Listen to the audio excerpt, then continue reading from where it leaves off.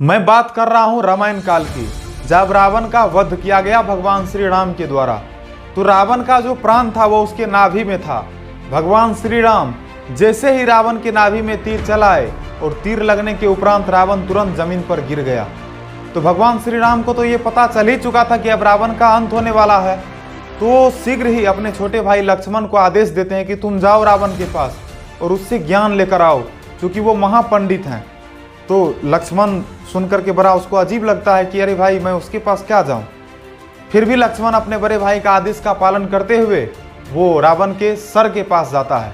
वो रावण के पैर के पास नहीं जाता, वो उसके सिर के पास जाता है ज्ञान लेने के लिए। और वहां से फिर वो लौट जाता है, क्योंकि सिर के पास जाने से तो उसको ज्ञान मिलता नहीं है। तो भगवान श्री राम पूछते तुम कहाँ गए थे? तो वो बोलता है कि मैं गया था रावण के पास, लेकिन उसके सिर के पास था। तो भगवान श्री राम बोले कि यदि तुम्हें ज्ञान लेना है तो उसके सिर के पास मत जाओ, उसके चरणों में जाकर के उससे ज्ञान लो। और लक्ष्मण फिर तुरंत उसके बाद जाता है और उसके चरणों में जाकर के फिर बैठ जाता है। बोलता है कि हे लंकापति रावण, मैं चाहता हूँ कि आप मुझे कुछ सिखाइए, क्योंकि मेरे भ्राता कहते हैं कि आप वेदों के ज्ञानी हैं। तो रावण बोले ये बात सत्य है कि मैं ज्ञान में भी तुम सबों से बड़ा हूँ, और तुम दोनों वनवासी हो, मैं तुम दोनों वनवासी से ज्ञान में भी अधिक हूँ, तुम दोनों से बल में भी अधिक हो। और तुमको यदि पता ना हो तो मेरा पुत्र इंद्रजीत, जो कि स्वयं इंद्र पर विजय पा लिया था, और मैं स्वयं काल को बांध करके रखा था।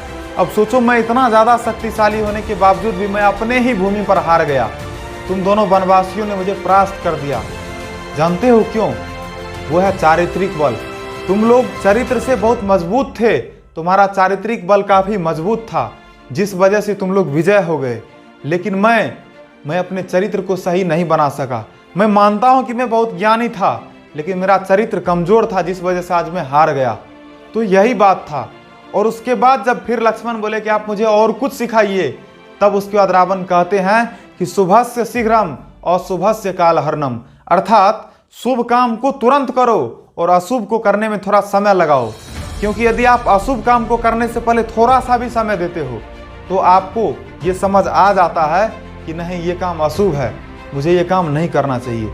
इसीलिए जब भी किसी काम को कीजिए तो उस काम को करने से पहले कई बार सोचिए कि ये काम करना उचित होगा या फिर अनुचित होगा। तो मैं बात कर रहा था कि रावण के ऊपर, कि रावण अंत में उनको क्या सीख दिए लक्ष्मण को। रावण यही सीख दिए कि अपने चरित्र को मजबूत बनाए रखो, अपना एक उदार चरित्र पेश करो समाज में, और दूसरा शुभ काम को तुरंत करो और अशुभ काम को करने से पहले लाख बार सोचो।